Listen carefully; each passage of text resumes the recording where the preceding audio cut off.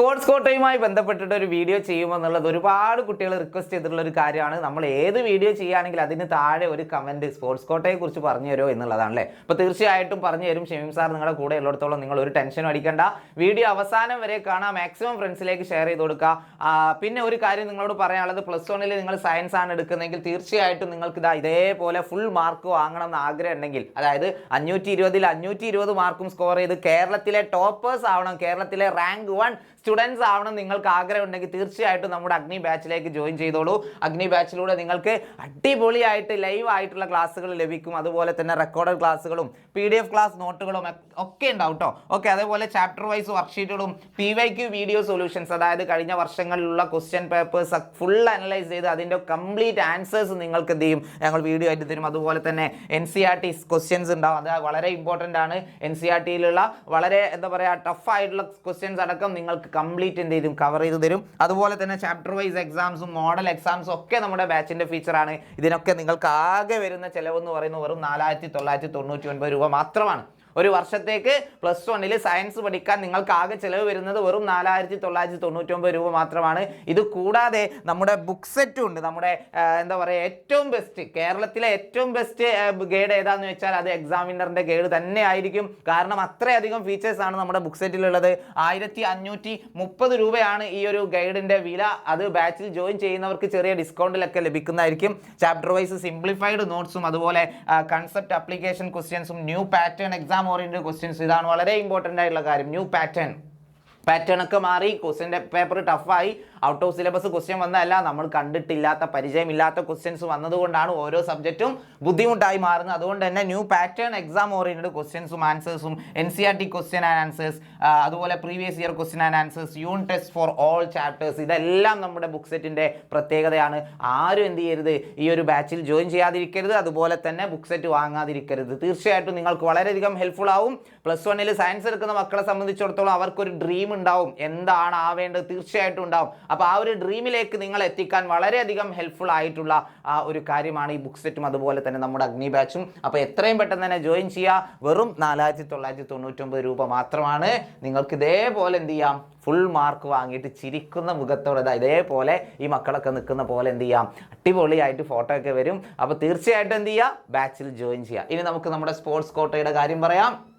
Sports കോട്ടയുടെ കാര്യം പറയുന്നതിന് മുമ്പ് നിങ്ങളൊരു കാര്യം റിമൈൻഡ് ചെയ്യാണ്ട്, എന്താണെന്നറിയോ, അതായത് ഞാൻ ഓൾറെഡി 2-3 ദിവസമായിട്ട് ഇതിന് പിറകിൽ തന്നെ ആയിരുന്നു. വീഡിയോസൊക്കെ ഒരുപാട് ചെയ്തിട്ടുണ്ടായിരുന്നു. ഒരുപാട് കുട്ടികൾ അലോട്ട്മെൻറ്റിൽ നിന്ന് പുറത്താൻ വേണ്ടി പോവാണെന്നുള്ളത് അല്ലേ. അപ്പോൾ ഒരുപാട് കുട്ടികൾ എന്ത് ചെയ്തിട്ടുണ്ട്, നമ്മുടെ SWS ലോഗിൻ ക്രിയേറ്റ് ചെയ്തിട്ടുണ്ട്. സിംഗിൾ വിൻഡോ സിസ്റ്റത്തിലൂടെ ലോഗിൻ ഐ ഡി ഒക്കെ ക്രിയേറ്റ് ചെയ്തിട്ടുണ്ട്. ഒരുപാട് പേര് ഫുള്ളി കൺഫേം ചെയ്തിട്ടുണ്ട്.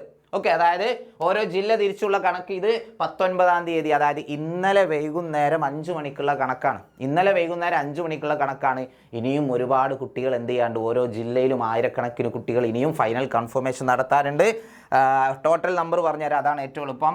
4,54,159 കുട്ടികൾ ലോഗിൻ ഐ ഡി ക്രിയേറ്റ് ചെയ്തു. പക്ഷേ 4,44,112 പേർ മാത്രമേ ഫൈനലി കൺഫേം ചെയ്തിട്ടുള്ളൂ.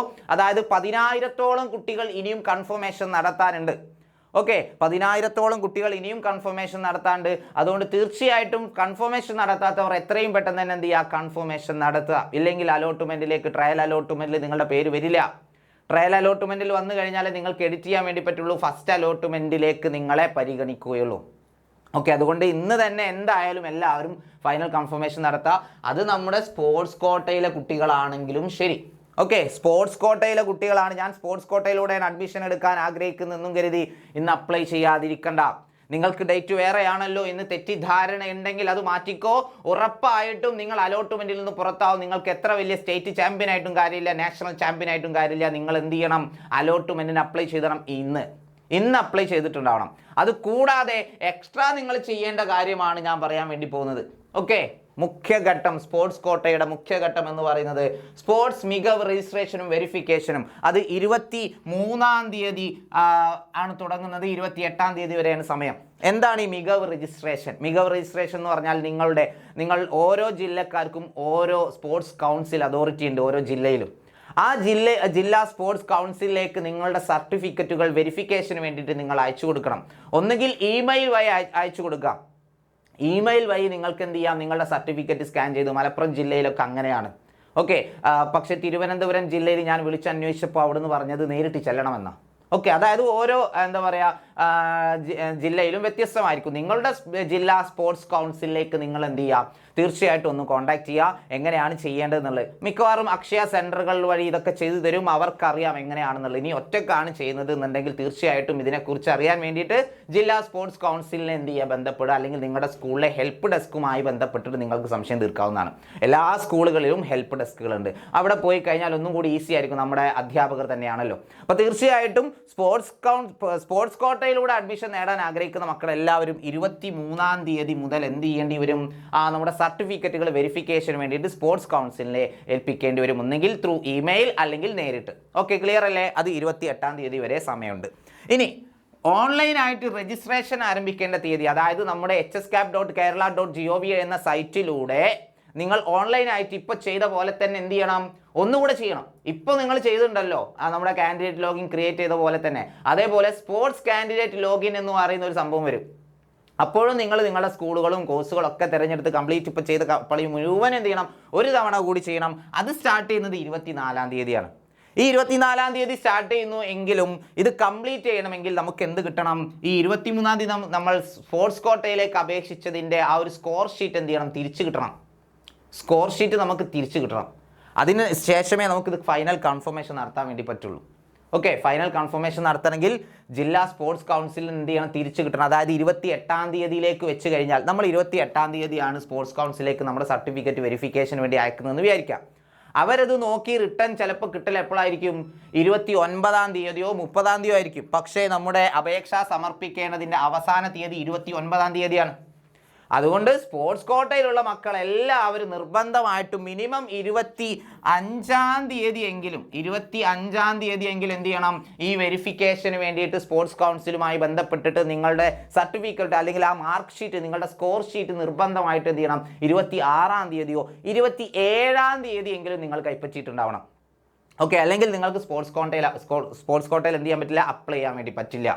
അതുകൊണ്ട് ഈ കാര്യം, ഈ ഒരു എന്താ പറയുക, മികവ് രജിസ്ട്രേഷൻ വെരിഫിക്കേഷൻ എന്ന് പറയുന്ന ഈ ഒരു സംഭവം നിങ്ങൾ കൃത്യമായിട്ട് ചെയ്യണം. അതിനുശേഷം 24-ാം തീയതി നിങ്ങൾ സ്റ്റാർട്ട് ചെയ്യണം, ഓൺലൈൻ രജിസ്ട്രേഷൻ സ്റ്റാർട്ട് ചെയ്യണം. 29-ാം തീയതി അത് അവസാനിക്കും.